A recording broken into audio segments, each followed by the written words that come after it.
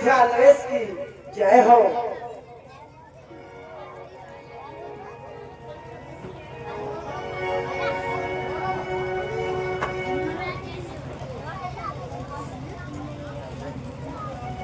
महाराज कई तात सुमंत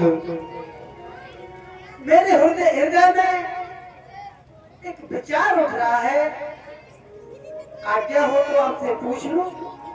अवश्य। आप तो मेरे सुख दुख के साथी हो, मेरे मित्र हो, मेरे सखा हो, और हर एक मित्र का ये कर्तव्य होता है कि अपने दूसरे मित्र की हित की अनहित की बात जान लेनी ही चाहिए।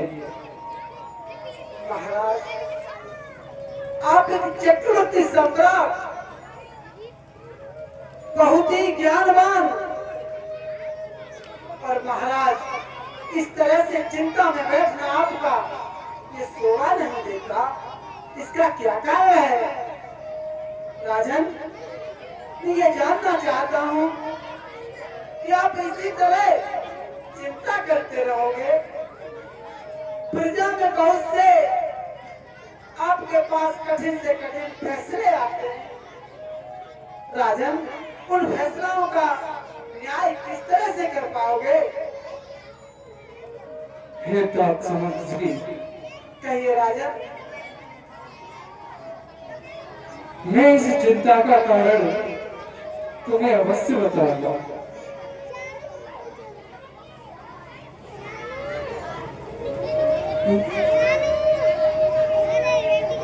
सुमन, कहिए राजन।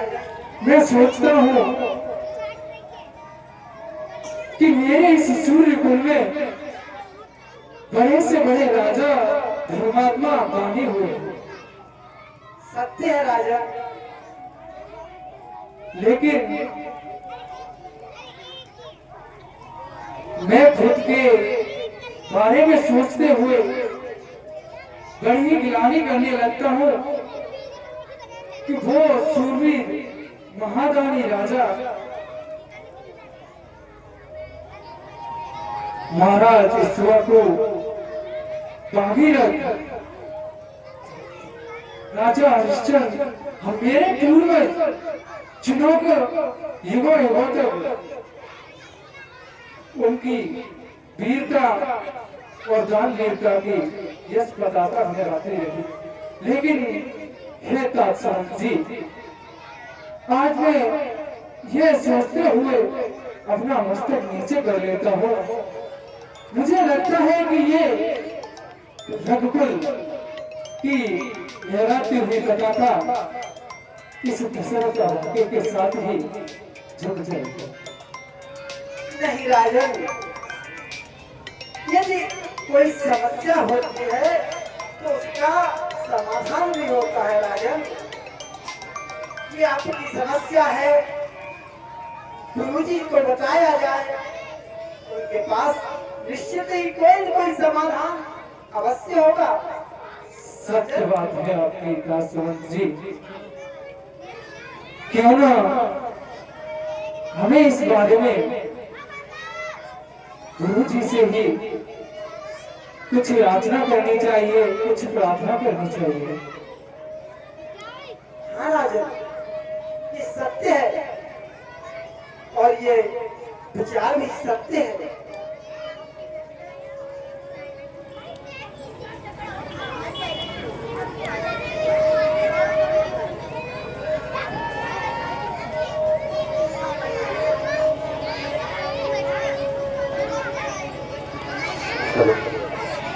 एक बार उपति मन भाई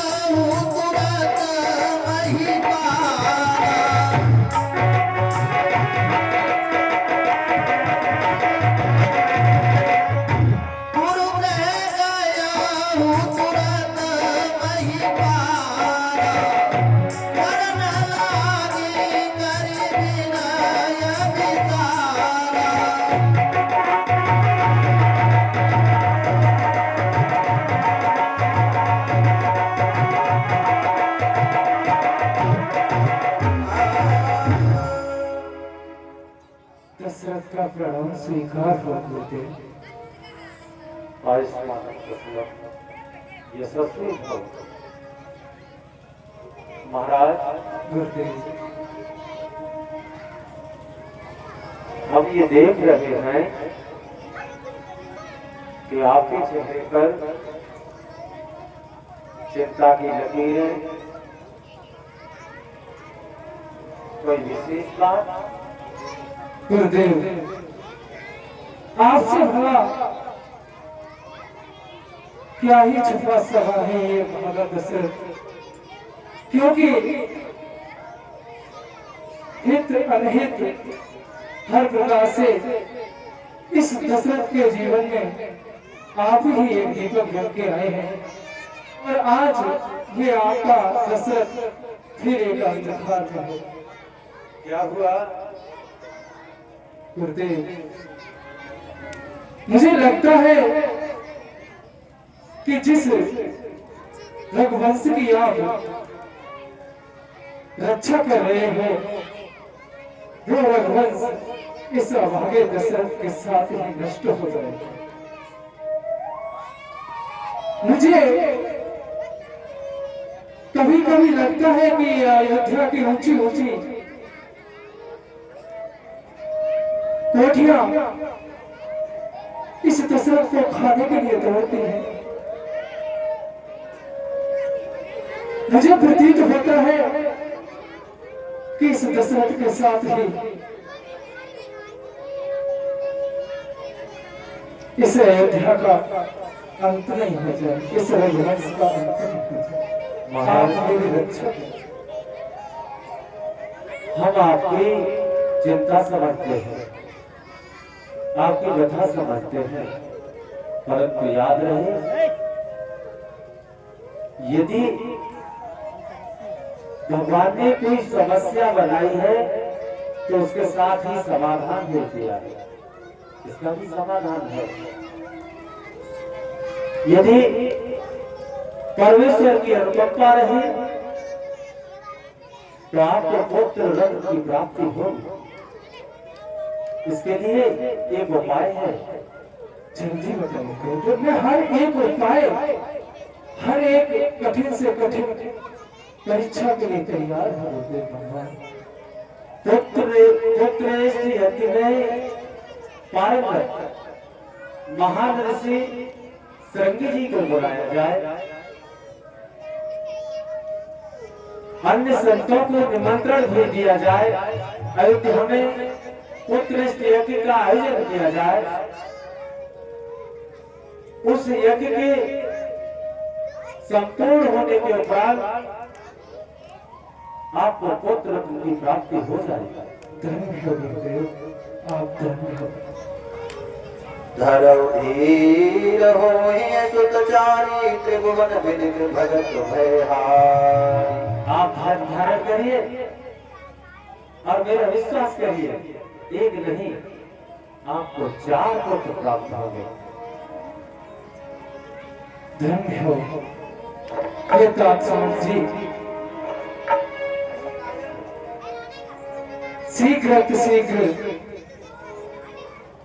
आप मेरे साथ में श्रृंगी ऋषि जी के आश्रम चलिए, मैं स्वयं उन्हें लेने जाऊंगा। ये राजा जाइए, उन्हें लेने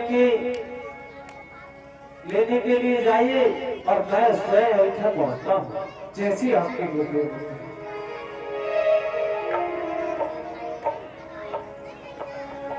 श्रृंगी ऋषि वसिष्ठ बुलावा।